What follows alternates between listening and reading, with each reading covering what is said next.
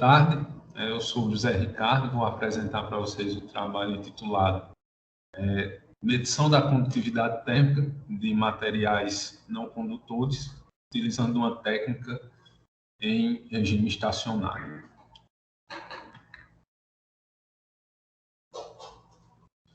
As técnicas de medição de propriedades termofísicas basicamente se dividem em dois grupos, em regime transiente e regime estacionário. Os maiores exemplos das técnicas de regime transiente são os métodos flash, do fio quente e as técnicas inversas e técnicas que utilizam termografia. Em regime estacionário, nós temos as técnicas da placa quente e de medição de fluxo de calor como os maiores exemplos de utilização. Qual técnica devo escolher? A gente escolhendo, admitindo aqui as vantagens e as desvantagens de cada técnica, né? As técnicas em regime transiente, elas têm uma facilidade maior de montagem e têm a grande vantagem do tempo curto dos experimentos. Porém, em alguns casos, como por exemplo o método flash, o custo para a realização dos experimentos é muito alto.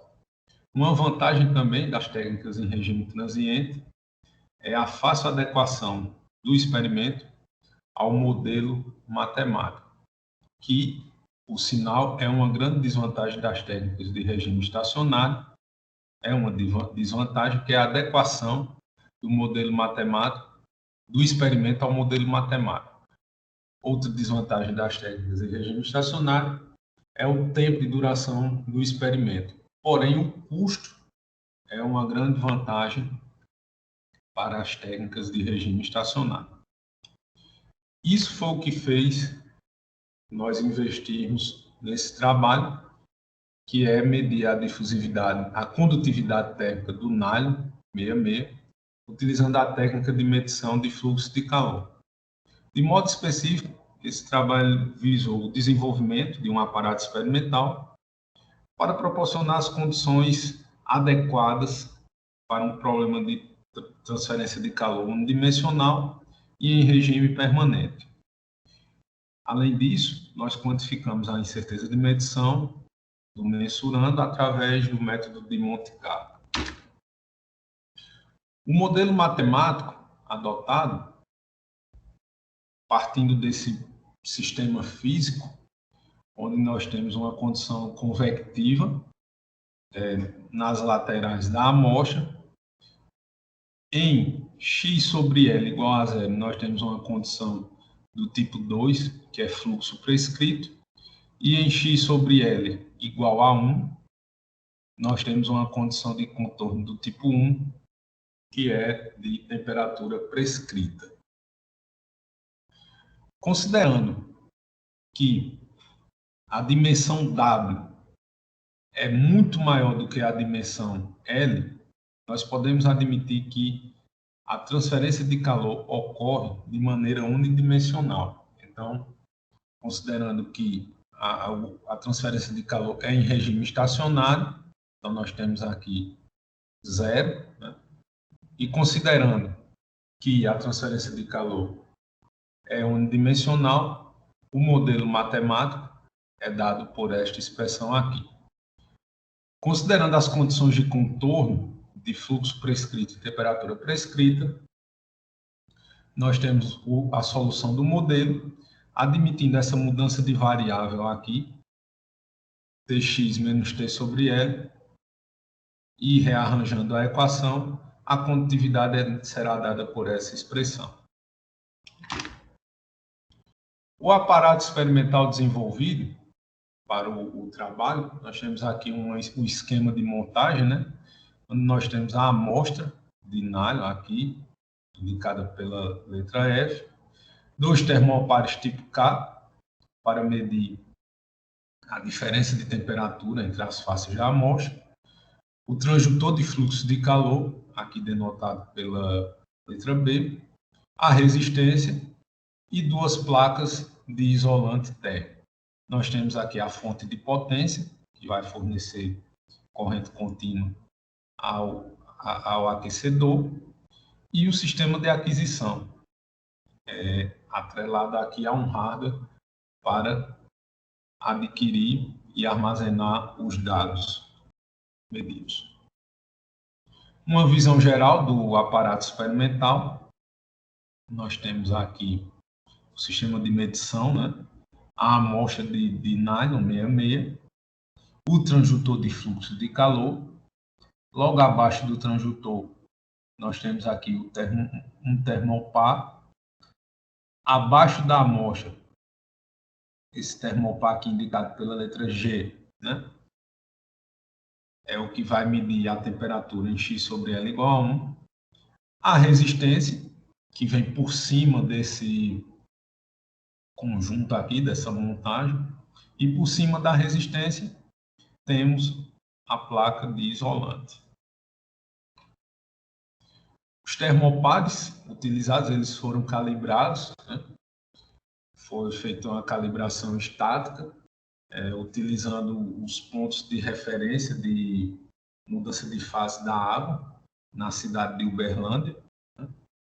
0 grau para fusão do gelo e 97,2 graus Celsius para ebulição da água, né? A quantificação da incerteza foi realizada através do método de Monte Carlo, onde as variáveis de entrada, o fluxo de calor, a variação de temperatura e a espessura da amostra, todas elas seguem uma distribuição normal. Essas distribuições foram propagadas através do modelo matemático adotado no problema e, através de 220 mil iterações, obtivemos a distribuição de probabilidade da variável de saída. As principais fontes de erro envolvidas na medição, né? A medição de fluxo de calor, algumas características da amostra, hipóteses adotadas no modelo matemático e medições de temperatura. Nos resultados, o regime estacionário, nós admitimos que o regime estacionário ele foi atingido a partir do instante onde a diferença relativa de temperatura, eu faço uma medição em um determinado instante, e a diferença relativa entre uma medição realizada num determinado intervalo de tempo depois, a partir do instante que essa diferença for menor que 0,05%, eu considero que o regime é estacionário. Então, nós vemos que a partir aqui de mais ou menos 22.500, nós admitimos que a partir daqui é que o regime estacionário foi estabelecido. A medição de fluxo de calor e de temperatura, com a probabilidade de abrangência de 95,45%, nós temos aqui que a medição apresentou uma certa estabilidade, tanto no fluxo de calor quanto na temperatura. E, realizando a propagação do modelo, o resultado da medição da condutividade térmica foi de 0,94, mais ou menos 2%, watt por metro Kelvin, com 95,45% de confiabilidade e fator de abrangência igual a 2%. Esse valor aqui, ele está de acordo com a literatura.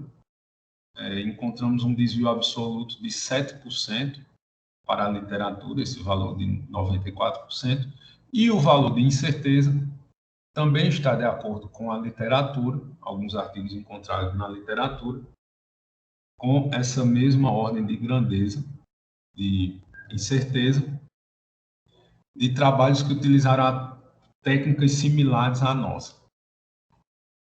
As incertezas, né, das variáveis de entrada, nós vemos aqui que o skewness e a kurtose das distribuições de probabilidade nos fazem concluir que todas as variáveis de entrada possuem uma distribuição de probabilidade gaussiana. E as conclusões do trabalho, né? A partir da avaliação de incerteza, nós chegamos à conclusão que a medição apresentou uma baixa dispersão, visto que as hipóteses adotadas para a modelagem matemática do problema foram adequadas e compatíveis com os experimentos realizados, né? E o aparato experimental desenvolvido no estudo, ele pode ser aplicado de forma adequada para medir a condutividade de materiais não condutores, como polímeros, por exemplo, desde que as condições estabelecidas sigam as adotadas neste trabalho. Os nossos agradecimentos: Universidade Federal de Uberlândia, através da Faculdade de Engenharia Mecânica e o Programa de Pós-Graduação, a Universidade Federal de Sergipe e as agências de fomento. E meu muito obrigado.